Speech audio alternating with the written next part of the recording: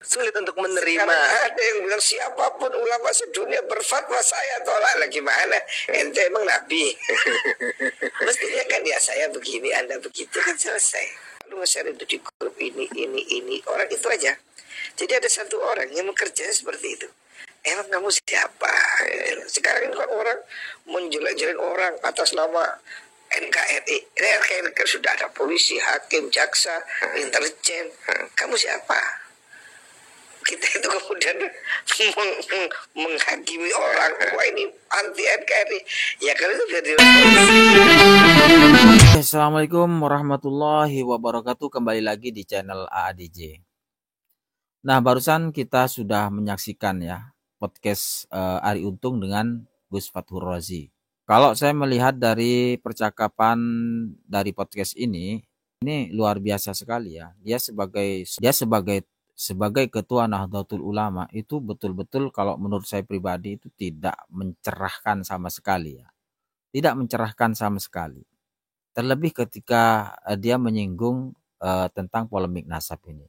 Saya kok melihat Gus Fathur Razi ini kayak bukan ketua PBNU, tetapi dia sebagai orang muhibbin yang fanatik buta. Sehingga penyampaiannya itu dalam bentuk pembelaannya itu betul-betul membabi buta. Kalau kita lihat dari beberapa poin yang disampaikan Gus Fathur Razi ini ketika urusannya dengan Habib Ba'alawi ini, semua narasinya itu tendensius, artinya dalam bentuk pembelaan yang betul-betul mati-matian. Ini Gus Fathur Razi betul-betul kita lihat itu sebagai seorang muhibbin yang fanatik buta.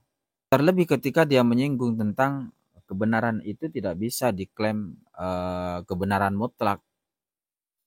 Dan juga mengatakan bahwa pun ulama sedunia. Nah, dia katakan dengan nada yang sama dengan framing Habib dan juga para muhibbin yang lainnya. Padahal di situ Kiai Imad mengatakan itu bukan tanpa dasar. Bukan tanpa dasar, bukan tanpa ilmu, bukan tanpa penelitian. Tetapi selama ini para pembela nasab Ba'alawi baik dari kalangan ulama di Indonesia ini yang membela nasab Ba'alawi, termasuk juga ulama yang setingkat dunia, itu pembelaannya semua sama. Pembelaannya semua sama. Yang menurut catatan-catatan nasab Ba'alawi itu banyak kekosongan-kekosongan. Kenapa Kiai Imad itu dikatakan kayak sebagai orang yang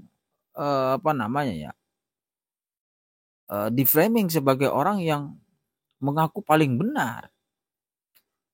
Padahal tidak seperti itu. Orang yang membela nasab Ba'alawi itu semua sama. Berdasarkan ulama-ulama terdahulu sudah mengisbat.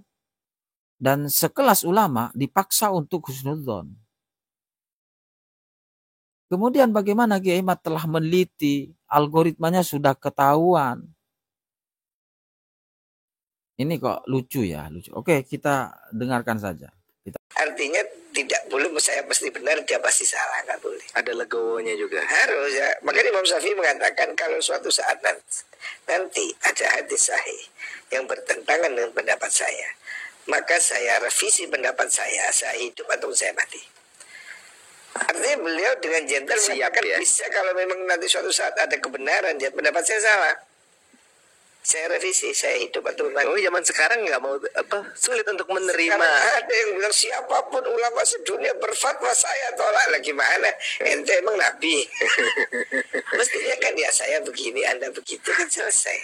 Iya. Klaim kebenaran tunggal, saya pasti benar, Anda pasti salah. Saya muslim, Anda kafir, nggak boleh. Anak khairun minhum gitu ya. Nggak boleh, itu setan. Lu nge-share itu di grup ini orang itu aja. Jadi ada satu orang yang bekerja seperti itu. Jadi saya itu kan dimasukin beberapa grup, puluhan grup.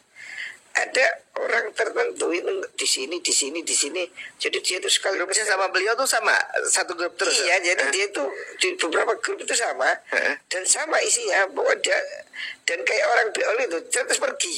Jadi karena nggak apa-apa, jadi mau sengaja.